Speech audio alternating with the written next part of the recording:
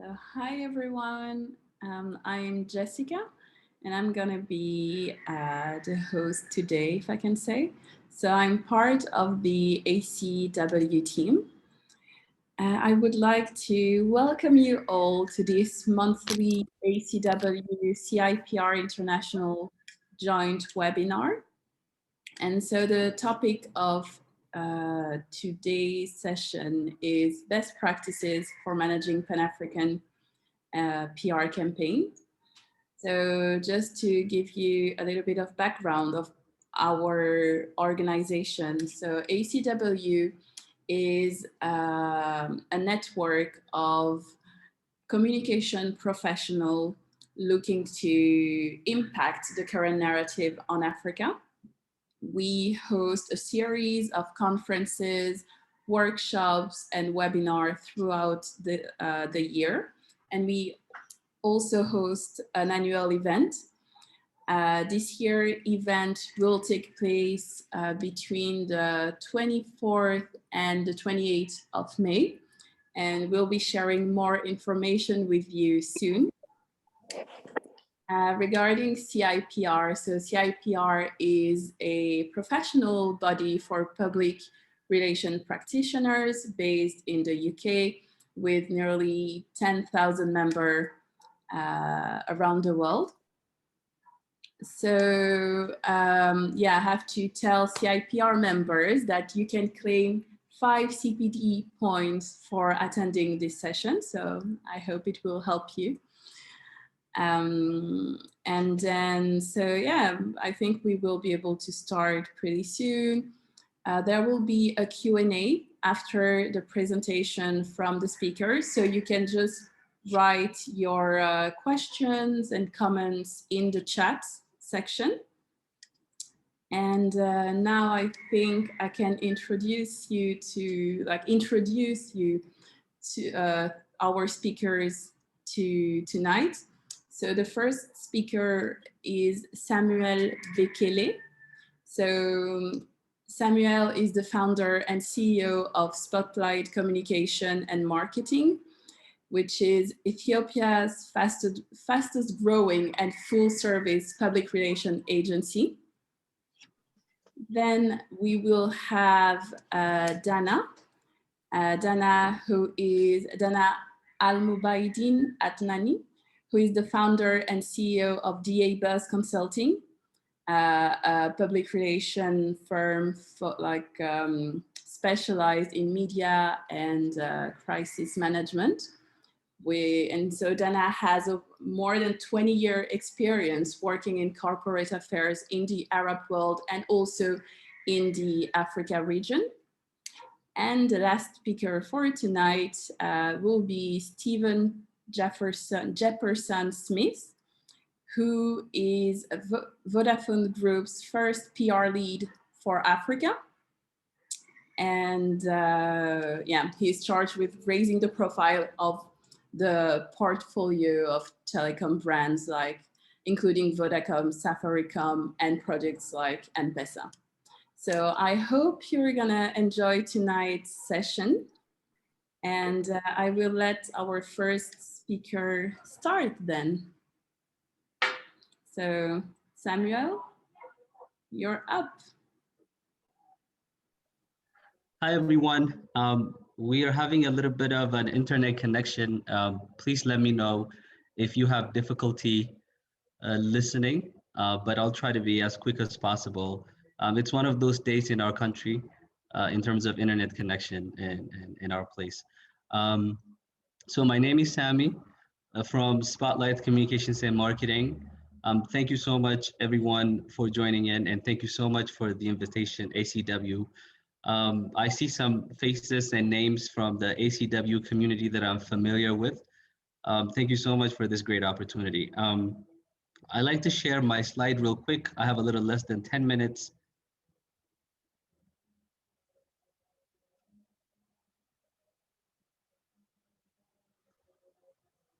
So the conversation that I'm tasked with today is basically on managing Pan-African PR campaigns. Again, the fact that I'm going first gives me an opportunity to preach a little bit. This is technically preaching to the choir, but Africa is a very diverse continent. Um, a lot of people say, I'm going to Africa.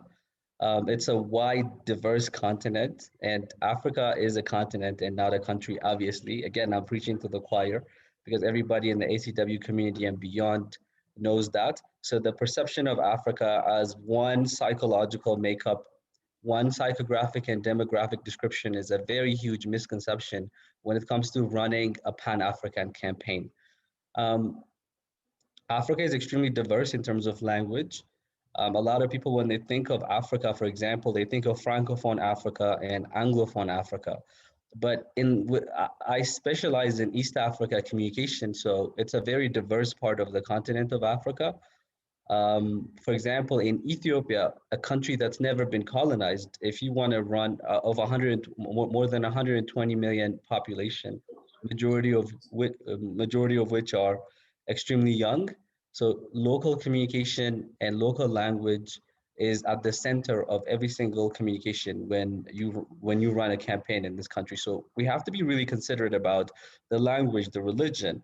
For example, when a lot of international brands run communications campaign in Ethiopia, they find it very difficult to categorize the psychographic description of Ethiopians either in the Middle East or in Africa. So a lot of brands from South Africa try to categorize Ethiopia as a typical Western Africa or Central Africa kind of nation and try to create a campaign that works in that part of town, in that part of Africa. So it's very important to create tailored communications in local language and understand the psychographic and demographic description of your target audience altogether.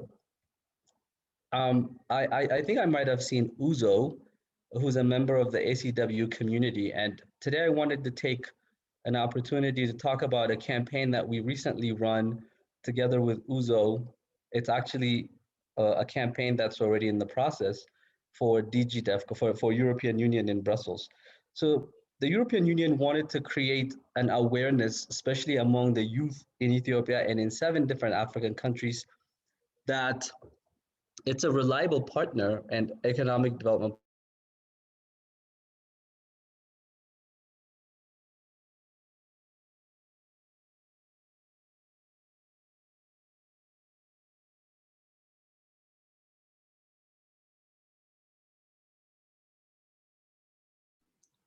So It seems like there is a connection issue, an internet issue. We'll see if Samuel can join. campaigns. One, Okay. one, Hey, one Samuel. very important. Am I breaking up? Yes, you were, but now you're back. You're back with us, so that's fine. Okay, cool. So one advice in terms of strategy that I would recommend, this is a no-brainer, but in different parts of Africa, we need to do extensive amount of research, a comprehensive amount of research before we undertake the task in terms of language resonance, in terms of does it really appeal to the community in which we're communicating this campaign with. So the task was to position the European Union as a reliable partner or as a preferred partner for the continent of Africa when it comes to peaking the cast or when it comes to using influencer marketing. Each country in Africa is very unique. So you have to understand the unique traditional elements, the unique cultural aspects of each part of the continent before you actually jump on executing the strategy and the creative. And this is one example that I wanted to show you. So when we do different PR campaigns in different parts of Africa, especially in East Africa, the logistics challenge is the most, is very outstanding. For example, um, internet, for example, right now in this part of Africa, internet is not very developed. So internet is one very important challenge that you have to remember. So create different ways of communicating in different parts of Africa.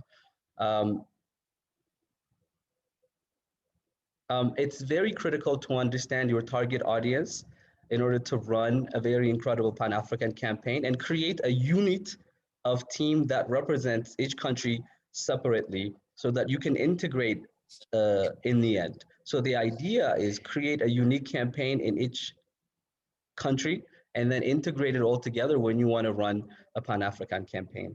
I'm not sure how effectively my internet is working right now, and I'm not sure how smoothly you've been able to hear, but I think I'll entertain at the end was Q&A session to go to deep dive on the diverse nature of communication in this part of Africa.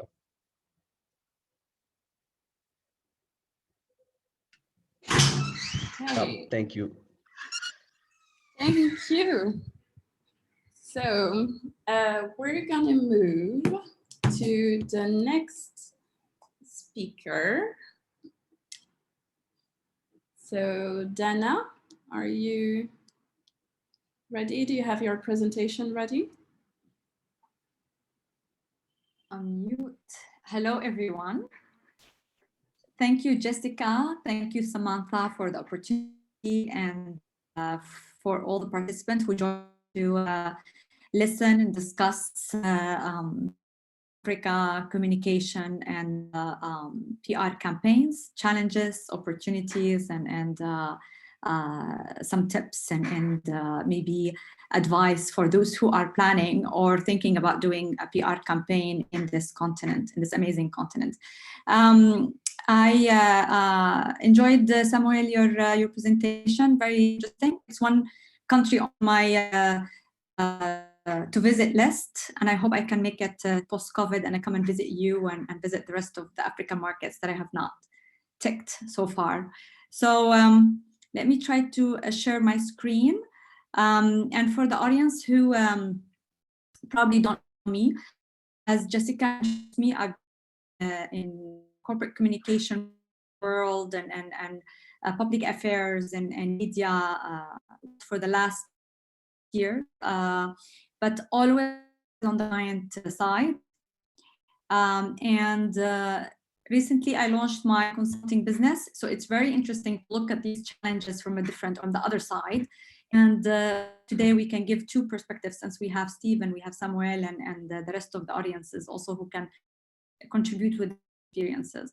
I'm going to share my screen and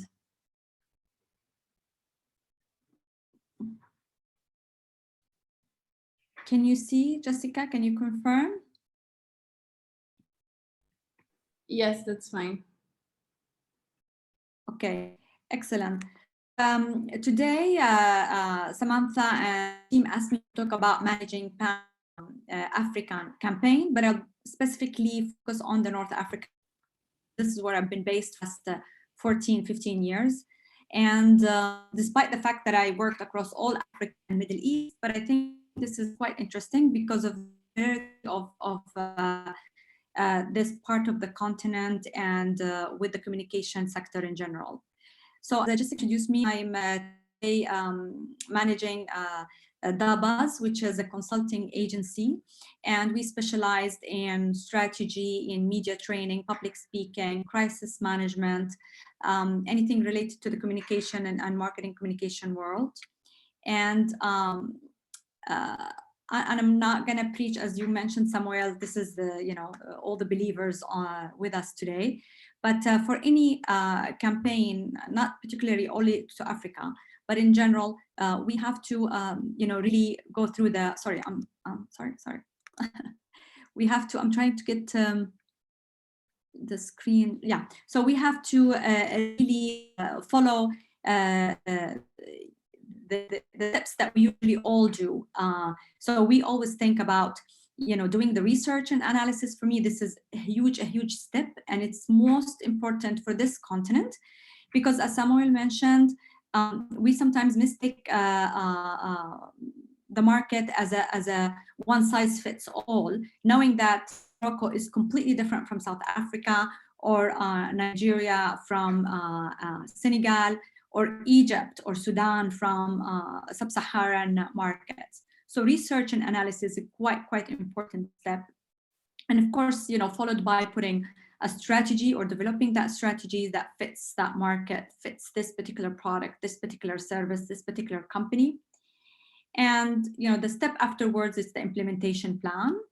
And most importantly, the piece that many people tend to neglect or not to focus enough on is the internal piece, the internal coordination among teams, internal stakeholders, and suppliers or vendors like agencies versus the client.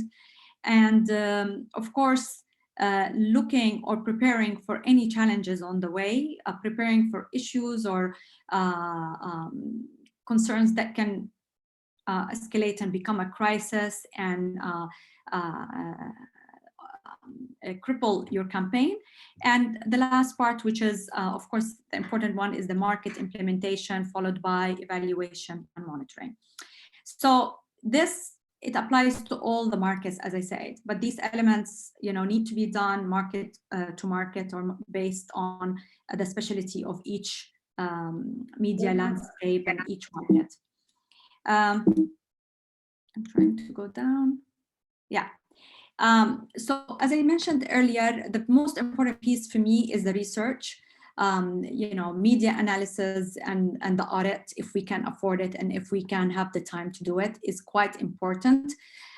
When I was in my previous roles, whether it was early stages with Coca-Cola or later with Nokia and Microsoft, and most recently with Uber and Jumia, I make sure that every time we enter a market or re-enter a market or open a market is that we understand the media landscape, who are these stakeholders that we're up to and we're gonna start building relationship with, look at our perception in terms of a product or a company, and put a plan for these stakeholders map, put a plan for the program, look and learn from best practices. There's so much work that has been done successfully or not so good, and learn from these mistakes or these success stories. I think this is quite crucial.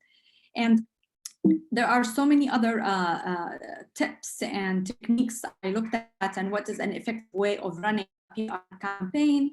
But in general, I think this is what we all agree on, knowing your end goal. So agreeing from the beginning with your team on what is the objective, what does success look like.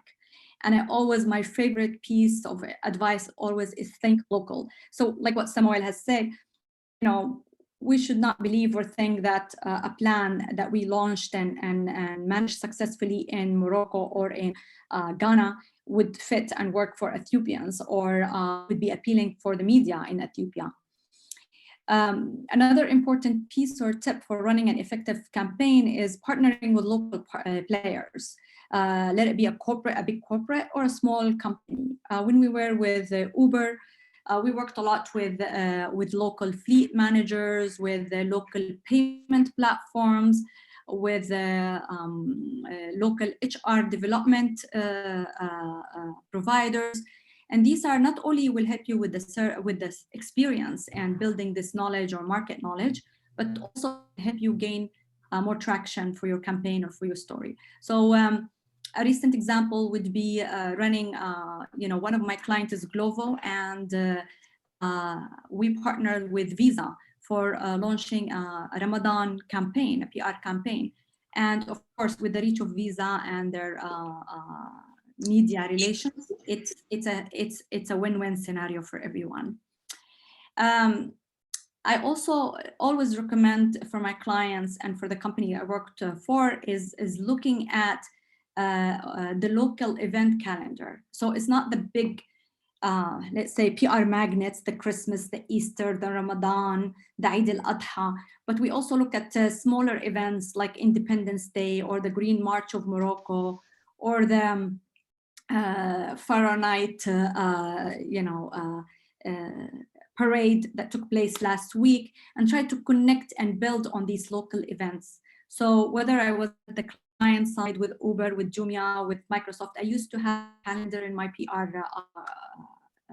plan. And we put in there any opportunity, let it be global, local, or regional, Women's Day, Youth Day, Health Day, and we try to connect and build on it and link our campaign to it. Of course, not preaching to the believers here, building relevant messages, building a relevant narrative and revisiting that all the time, and making sure that all our persons for the campaign or for the company are very well familiar with these messages, and they know exactly how to deliver it and when, and how to avoid any hot issues or negative issues. And the most important piece in our industry is sustaining and building long-term media relationship. And now we call them key influencers, not only media, bloggers, influencers, key opinion leaders. This is a very important piece. So when we start a campaign, revisit, see who are our best allies, and try to get them on board and trying to get them to endorse our campaign, or even help us to multiply the effect or the outcome of this campaign. If we come to North Africa, which as I mentioned earlier, I'm based here for the last 14 years, and I'm focused on this because of the language skills, etc. You know, some people add Sudan and Mauritania to this, and others are not. But by definition, it's all the northeast West Africa, which is the Egypt, the Libya, the Tunisia, the Algeria, Morocco. It's a huge part of Africa. Has its own advantages, being close to Europe, the geographical positioning, also the proximity to Europe, to the US, I mentioned. And these guys who live in this part of the world, they share similar language, which is mainly Arabic, and some European languages like French in most of these countries, except Egypt and Libya, and Spanish in some part of Morocco, Italy, a little bit in the north of Tunisia. Islam is a big part of these countries. So the prayers, the holiday, all what it comes with it is very important and relevant to our industry. And people, as I say, speak local dialects, and most important one is the Berber or the Bedouin in these markets. So when we run a campaign in most of these markets, we try to think about this differentiating point, trying to provide content in the 3 languages, minimum: English, Arabic, French, but with a huge focus in Arabic. Particularly in Egypt and Libya, Arabic is the key language.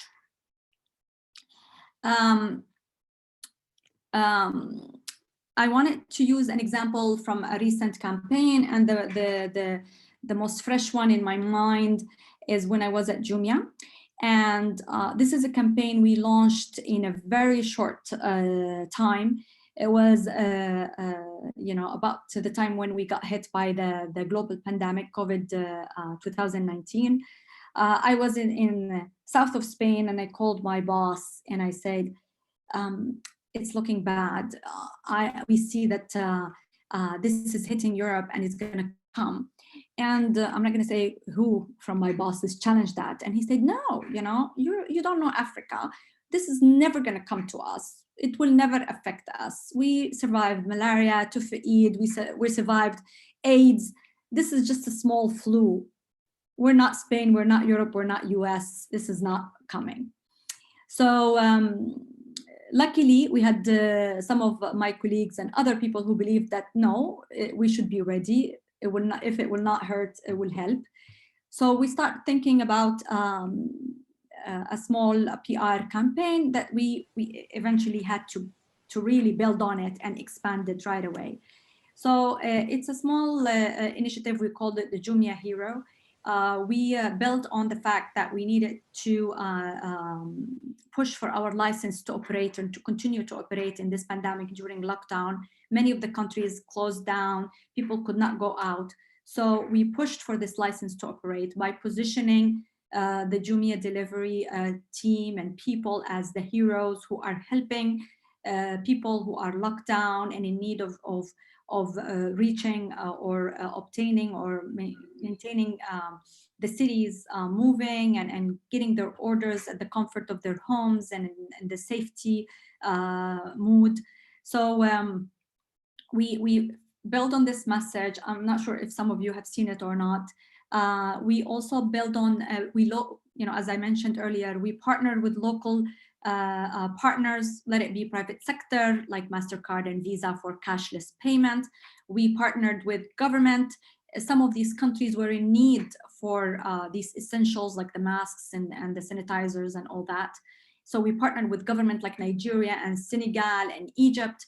Other governments like Morocco, they refused to get any handouts or help from private sector, and they were on top of the crisis, but they needed somebody to help them with the awareness. So we offered the platform as a free advertisement or awareness platform, etc. So these are just samples. I'm happy to answer more questions if somebody has more particular, And the last one, I'm not going to go through it. Some additional tips that I like to advise my client to invest in high quality media product. Always look at simplicity and conviction. Reach, as I mentioned, to network, help amplify your campaign. Listen to feedback. Find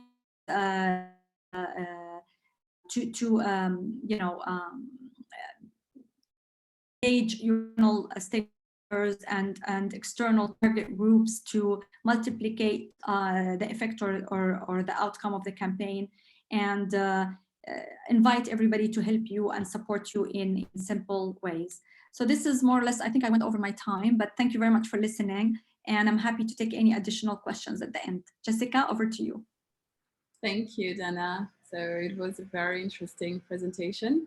And I just want to remind the attendees that you can, don't hesitate to send your questions in the chat because we will have at the end of the session just a Q&A session. Well, unless you want to keep your questions to yourself for the moment. But yeah, I guess I do have a lot of questions about the first two presentations, which were very insightful. And so now I'm really looking forward to hear what Steve has to say and the insights he has to share from his experience at Vodafone, but also his more than 20-year experience in PR in general. So Steve. Thank you very much, Jessica, and thank you very much for inviting me along today. It's a great honor on my behalf to speak at Africa Communications Week for the first time. As Jessica said, I am the head of Africa Comms for Vodafone Group. The first time we've had that position, and I'll explain why in a second, but it was challenging enough to take that role on, as Sam and Dana have said already. Africa is and as you all know, Africa is a very varied continent. Series of countries, 55 countries that have rich and varied cultures and languages and religions. And I'm trying to understand that complexity from a conservatory in Hertfordshire in England without the ability to travel anywhere. So it's a challenging start to this role. Just before I get into the presentation, sorry, I'm on the wrong screen as well. I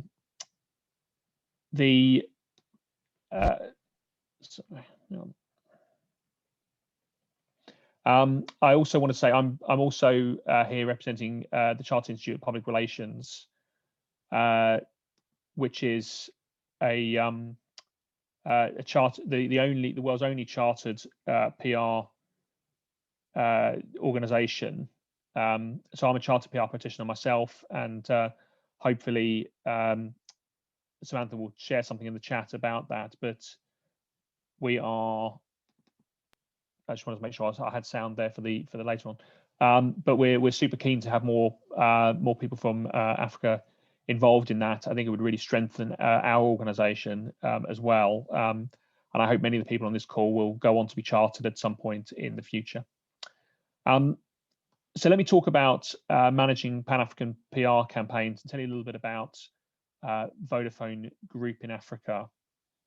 If it'll allow me to change the next screen. Sorry, there you go. Technical bugbears. So Vodafone's operated in Africa for nearly 30 years now. We have 228 million customers across 8 markets. As Jessica said before, we operate principally through 3 different brands.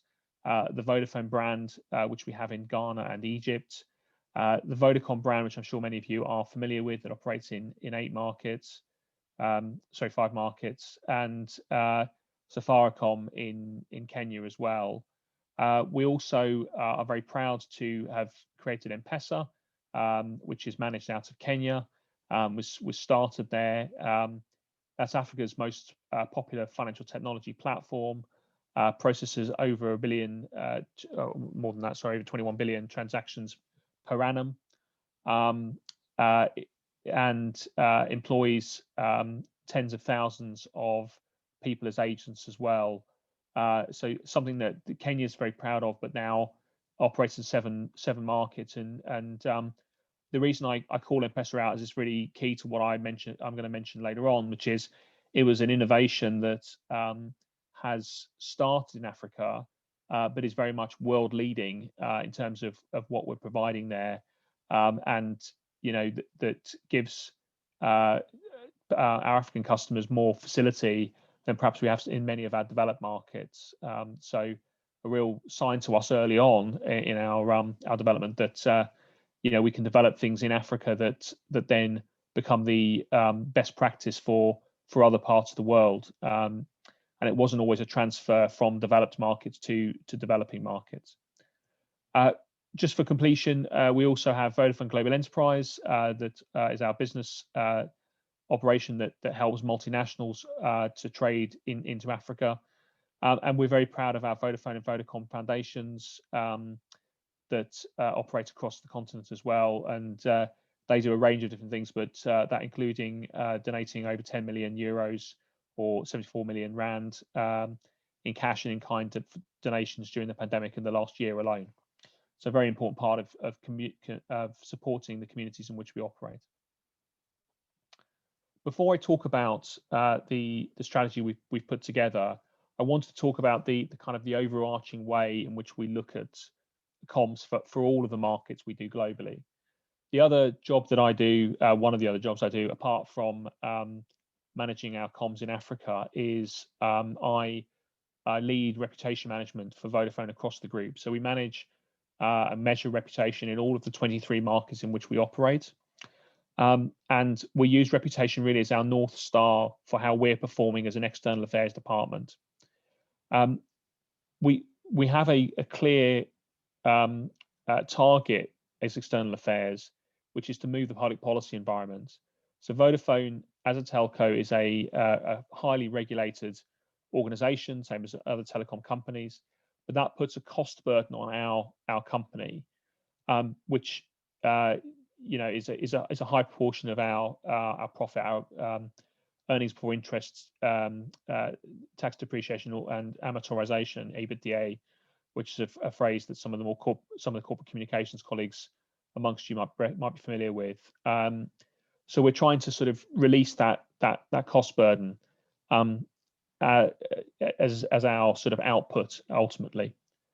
The way we do that is to really build trust in regulators and government, that we will be a good corporate citizen and we will take the profits that we get and use them in a sensible way that benefits our countries both in Africa and in Europe, and we don't just sort of take profit out of our markets. And that's as you'll all appreciate, is a long-term thing to build trust. Really, it's the hardest thing we do in comms. So what we try and do is create this virtuous circle where we very much focus from the outside in. So we look at what are the needs of society and what can Vodafone do to address that, not kind of what do we want to do and what can we sell to people. That in turn improves our reputation, something which we can measure. In turn, that helps to reset the policy environment because more people are on our side. As we reset the policy environment, we get more profit, which we can then reinvest into our societies, and so on and so on. So that's the virtuous circle we're trying to create. And that all sort of starts from really differentiating our brands and asking kind of what do we want to be remembered for, and that's where I started about a year ago doing this role. And when I started, to be honest, I felt that we kind of over-indexed on the comms we've done around the fantastic work our foundations do. It was very much a kind of Africa developing narrative. And on the left of the slide, you'll see someone from our foundation eSchools, which we're very proud of, and they operate across Africa. So I'm just trying to get the right numbers up.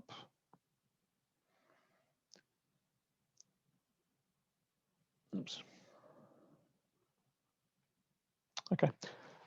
They operate across Africa, in particularly helping refugees out, and giving technology to refugee children. Some of the largest refugee camps in the continent, and they've really made a difference in terms of giving refugee children access to educational materials and the length of time that a refugee can be in a refugee camp is 17 years, so their entire education. And we've really taken digital tools to those some of those camps and help people to have a better future whenever they transition out of there.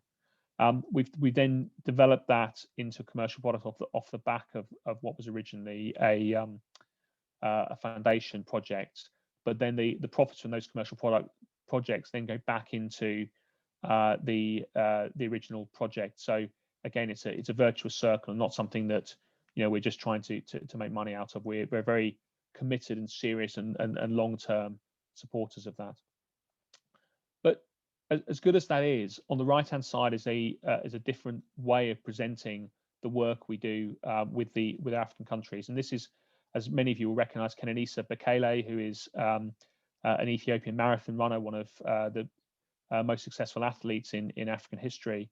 And he helped us to develop a sports watch that was precision timing and precision location, as he tried to break the 2-hour marathon barrier against Elliot Kipchoge, a very high-profile project for Nike a year or so ago, which ultimately, as we said, they were successful in. But it's a different way of presenting what we do. This was us working with African market, working with a prominent African to develop technology, which we're not interested in becoming a sports watch manufacturer. We're interested in the sort of the technology behind that, the way that you measure distance using the network, but very much taking that technology and then using that throughout the rest of the world. So very much about sort of Africa rising and being a technology leader, and that's the positioning we've taken now going forwards. This really isn't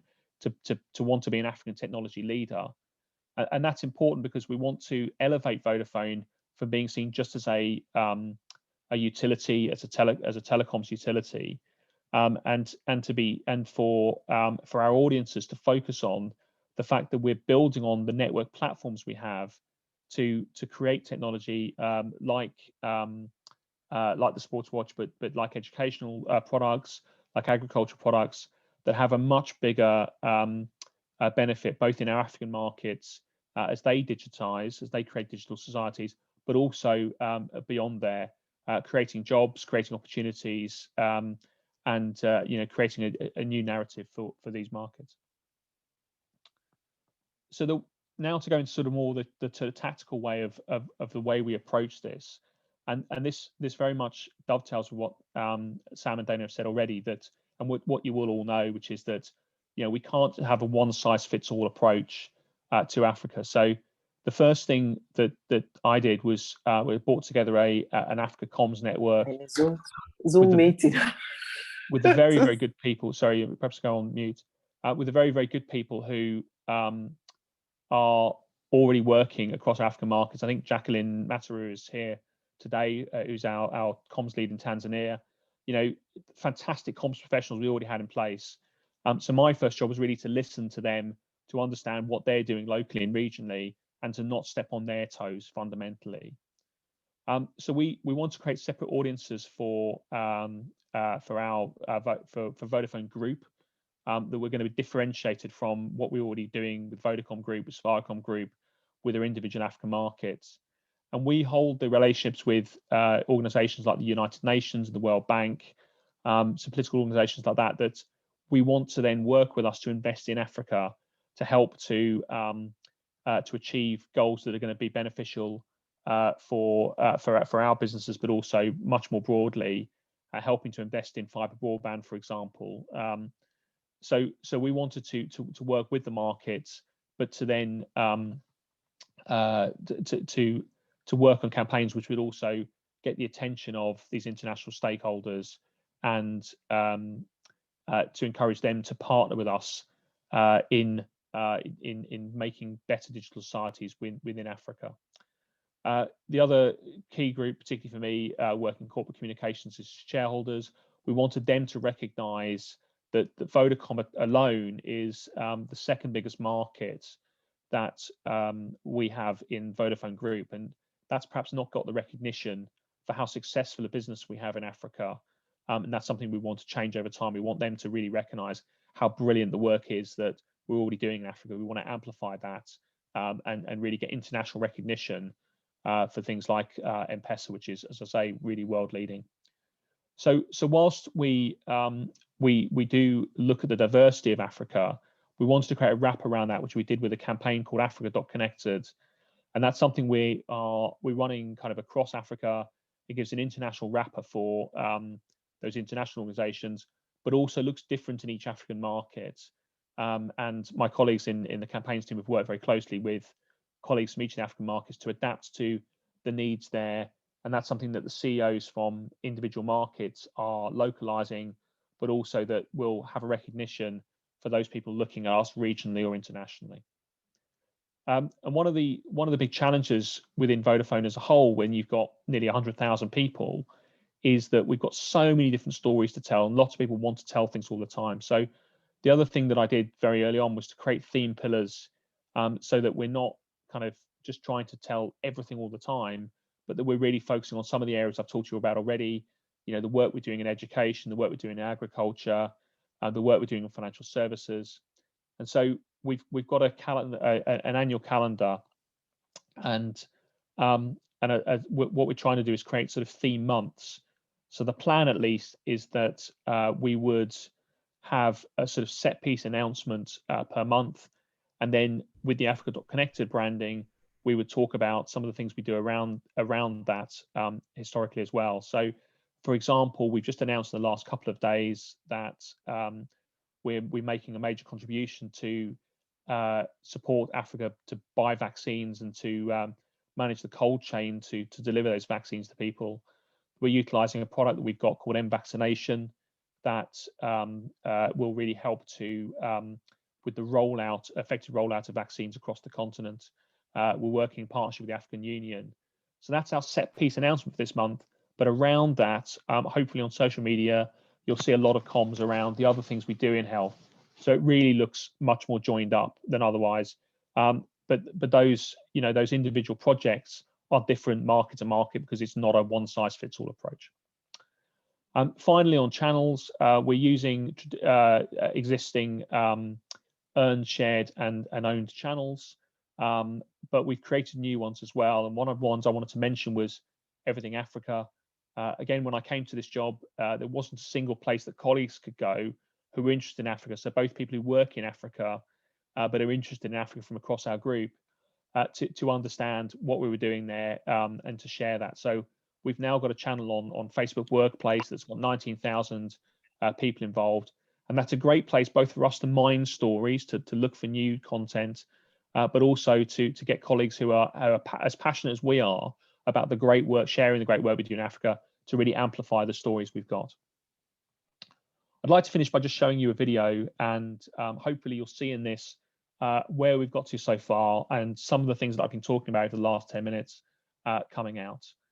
Thank you very much for having me speak, and as with the other speakers, I'm very happy to answer questions afterwards. So it's just a very short video to finish. I hope this will play okay.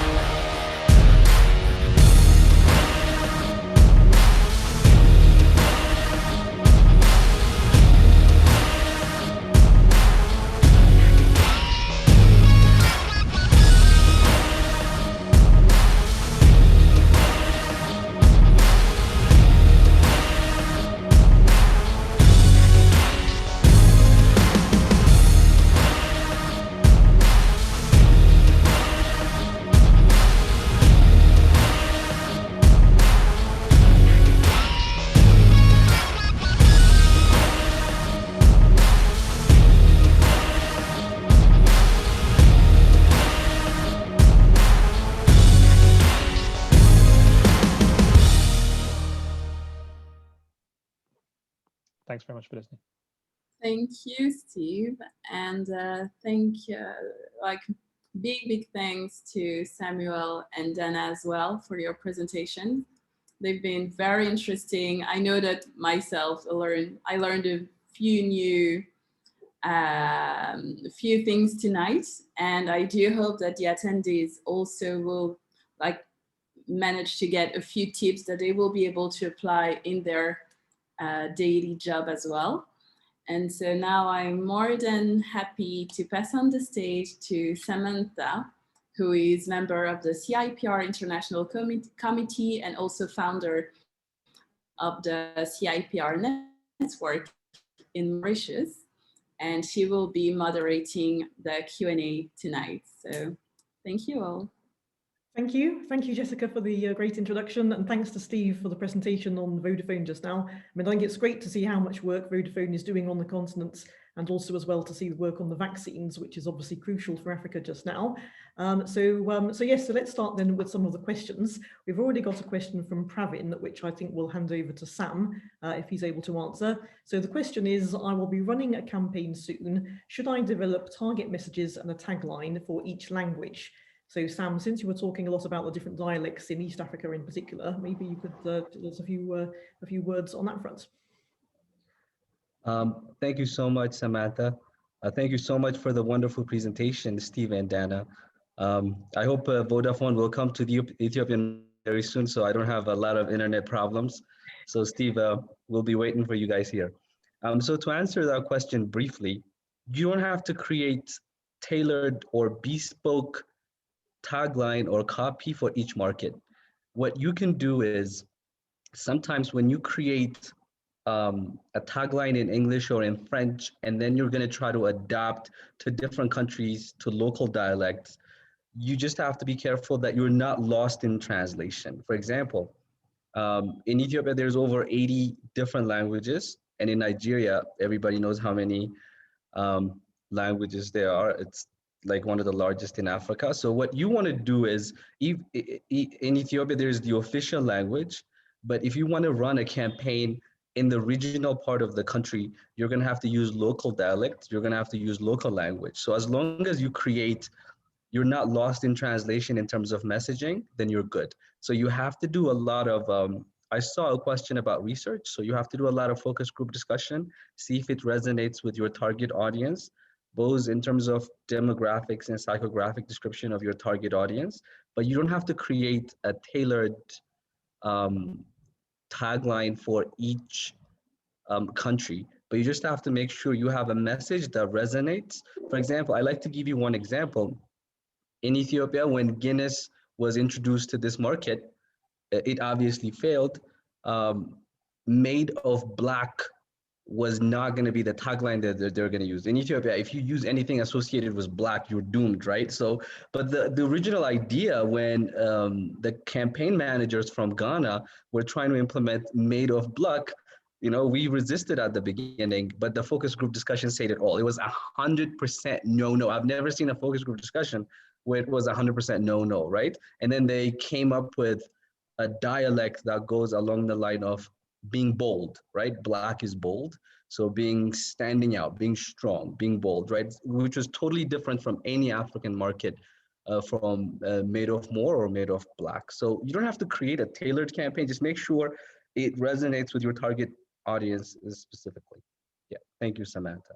Great, thank you very much, Samuel. So in fact, you mentioned that we have a question on research. So I think I'll hand that one over to Dana, as it's one of the points that she was mentioning. So the question comes from Mauritius, in fact, from Ian Dindoyal. So Ian says that research sounds to be a fundamental part of prior to launching any campaign. So his question is, what would be the ideal and recommended approach and the appropriate tools for the research process? So Dana, I know you've already talked a bit about research and its importance, but can you elaborate a bit more on some of the tools that you're personally using? Yeah, I mean, it depends on what is, again, the budget, because research tends to be a little bit expensive. Even running a simple focus group or a reputation audit or a benchmark study, etc. So I like to start with the manual, simple way, you know, by doing a short and quick media audit, perception audit, let's say, or test it with a couple of really trusted allies. And this is when your relationship start playing a big role. But there are quite, you know, there's a whole list of tools that you can use, official ones. There's so many companies who can provide this kind of research. There are actually research online. You can go and purchase it, and the price varies from €100 to €1,000 when you go into a market. And I'm happy, you know, to share a list of these. But when I recommended research is at an agency level, what we do is we have our in-house team, account managers, look and do a simple benchmark study. We look at best practices, current campaigns and feedback. And we do also some monitoring, and we look at some key buzzwords, hints about that particular product, that particular service, campaign, and we test it. And focus group, small focus group, whether from the market, internal team, agency team, and sometimes paid focus groups through organized companies approach in that market. We do this a lot in Morocco. And I know in other markets like Nigeria, it's very, very expensive. So many of the clients skip that part or that step, which I don't recommend. So I do recommend investing in these minimum research before starting or launching any campaign. Great. I hope I answered the question. I mean, if anybody's interested in referrals, you know, just please reach out. Somebody else was asking on the chat how to connect with me. You know, I'm on LinkedIn. You can check LinkedIn Dana or the Buzz Consulting, or you can send me a direct email. I'm happy to share it on the chat now. Thank you. Great. Thank you, Dana. In fact, we've just got one follow-up question with Ian on the same topic, which I think, Dana, you can also maybe answer first, which is how pertinent is digital marketing and communication today for Pan-Africa? Can you go with a fully Pan-African digital campaign? Do we have local campaigns? What, Dana, would be your experience on that one? Sorry, I'll just unmute. Again, I mean, it depends on the product and the service.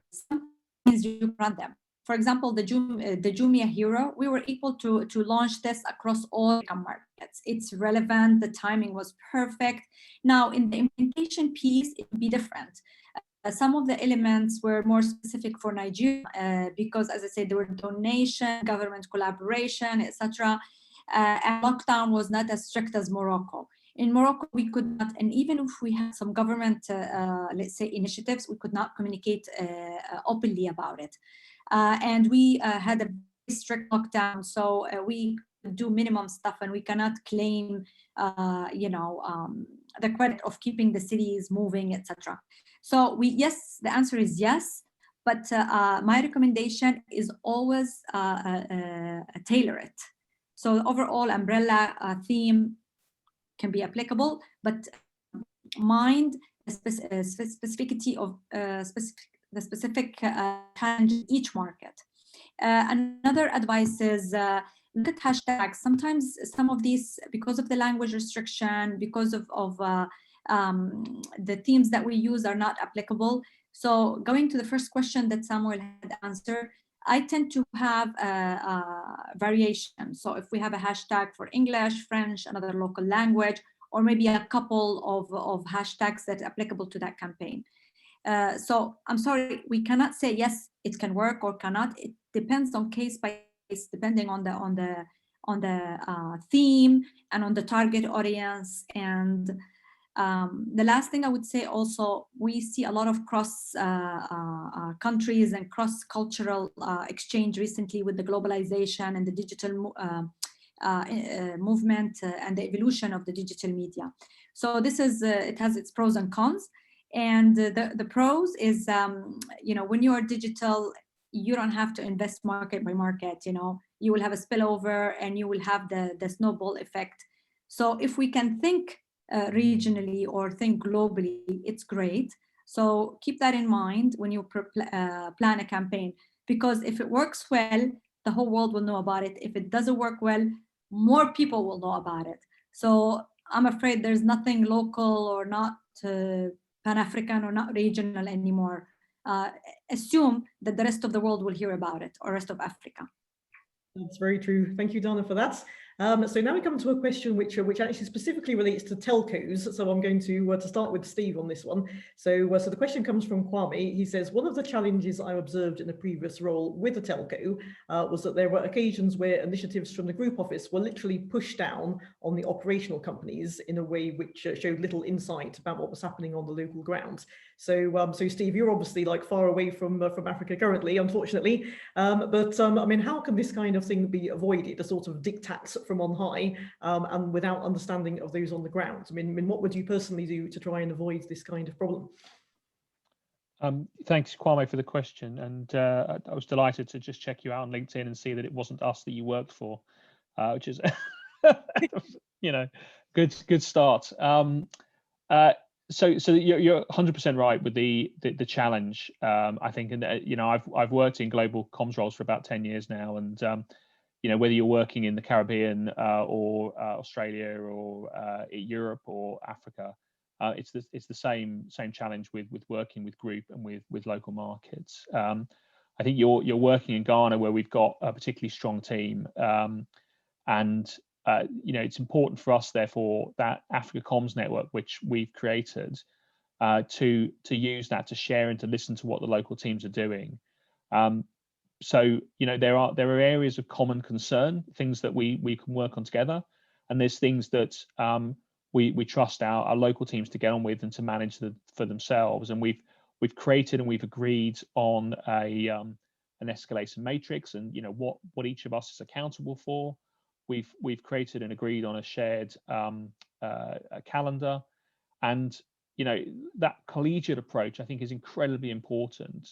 You know, it shouldn't be the group team kind of forcing campaigns downwards.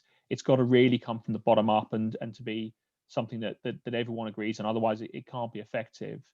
But at the same time, you know, everyone's got a job to do, and you need at some level a kind of wrapper for from my perspective, for kind of the audiences that I look at, who, you know, are looking at this thing from a million miles away. So they need to just understand, okay, you just want Africa.connected, got it. It's something to do with you want connectivity in Africa.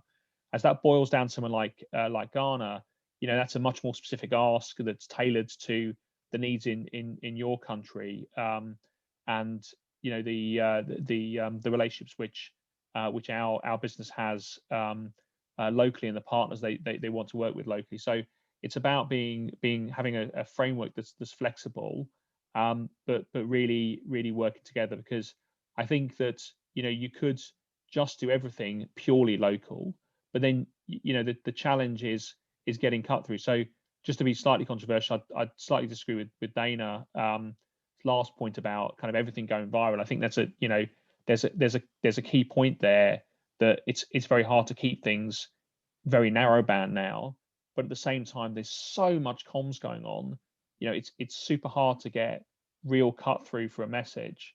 So that's where, you know, if you are part of a group, kind of working together and finding those areas of commonality and those things that people can kind of most messages that people can recognize from repetition again and again is I think even more important than it ever has been before.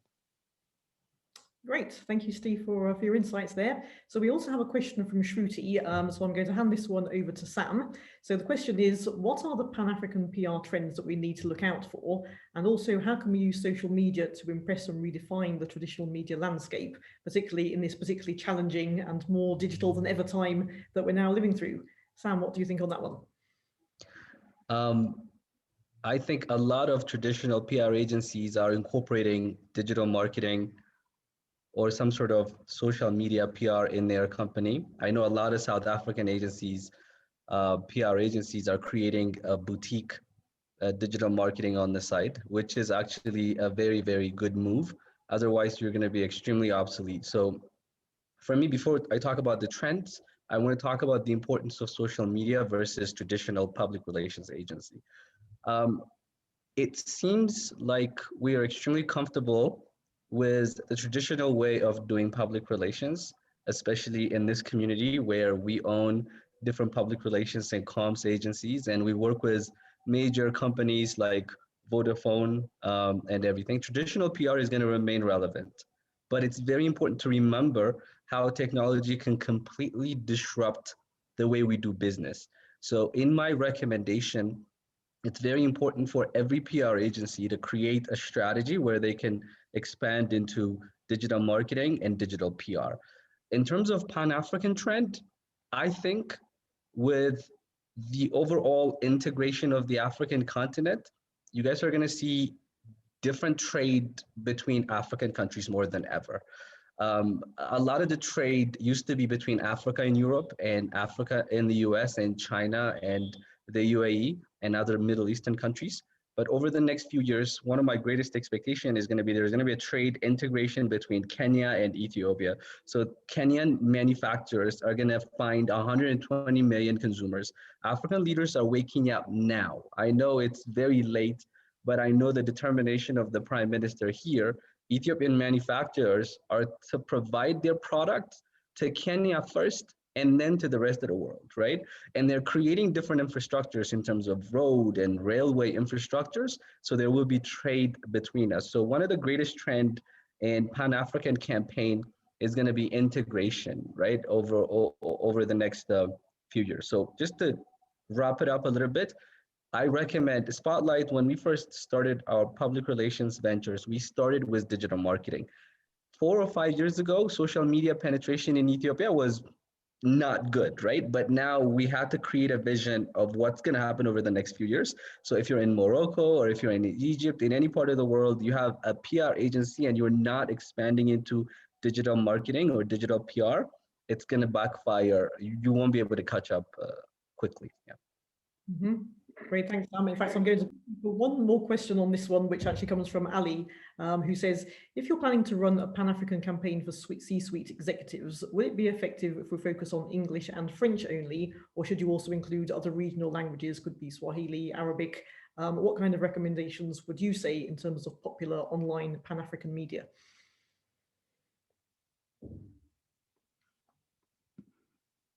Who does this go to? Does this go to me? This is still for you, as we're still on the issue of Okay. sort of local languages. So we'll just keep you for a moment. Yes. Excellent. So again, at the beginning of my speech, I said the perception of different parts of the world when we think of Africa is Africa as a country. And when they think of Africa, it's either Francophone Africa or Anglophone Africa. What about Ethiopia with over 120 million population that's never been colonized, right? What about Eritrea? And what about the eastern part of Africa, including Somalia, where they have their own language predominantly, right? So it's very important to remember when you're running a campaign in different parts of Africa, forget Africa. When you're running a campaign in Ethiopia, you have to get ready to do about at least 10 different language adaptation of every campaign that you want to run, right? I think even in the Africa PR community, when we have a conversation among each other, we say, what's the best Anglophone publication? What's the best Francophone publication, right? It's depending on the product or the client that you're running the campaign for, it's very important to recognize which local language, local dialect to adapt in addition to French, English, right? And Arabic, for example, Dana said predominantly, the northern part of Africa speaks Arabic predominantly. I know some are French colony, some are British colony, but it's very important to remember that in Ethiopia, for example, if you run a campaign in English, especially for a fast-moving consumer product, that's it. Your reputation and your trust is gone. So we collaborated with Edelman on their trust barometer. We have an event coming up this summer. So in Ethiopia, one of the greatest trust barometer is if you don't speak their language, people are beginning to create suspicion about your product. So that's what I have to say.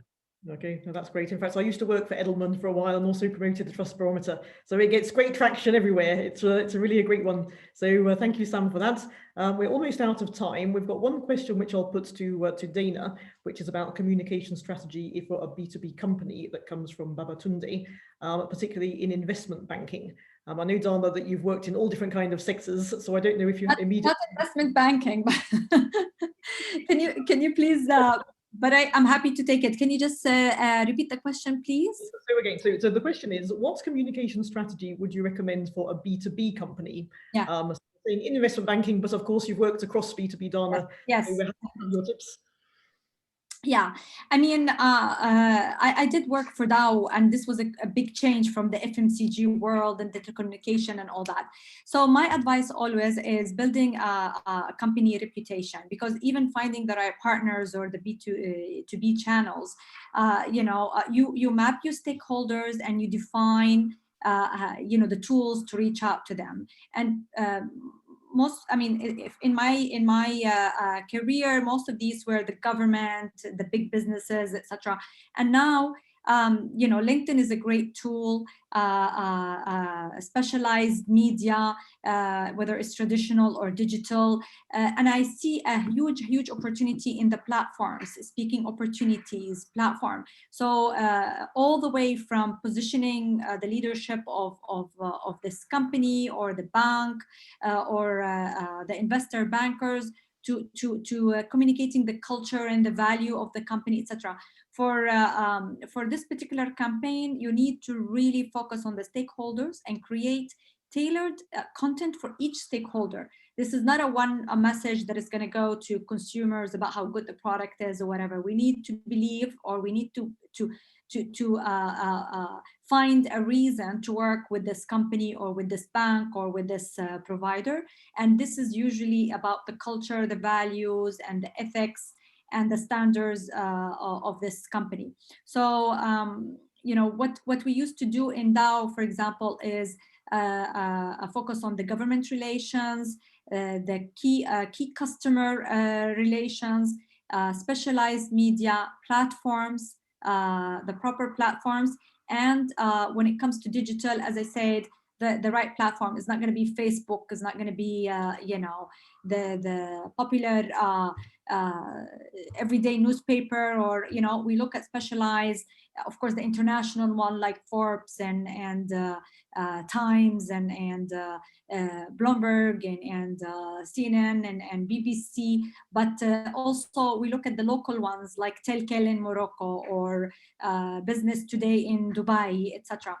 Looking for interviews, op-ed, pieces that you insert talking about the social impact, the growth opportunities. I mean, these are just on top of my head about some of the tactics of a campaign.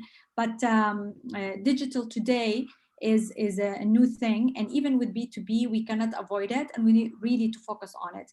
And what is the biggest challenge for me when it comes to these campaigns are the flexibility of the leadership of the company of taking that role and spending the time, which I always recommend 25% to 25% of their time building on this communication plan with their profile.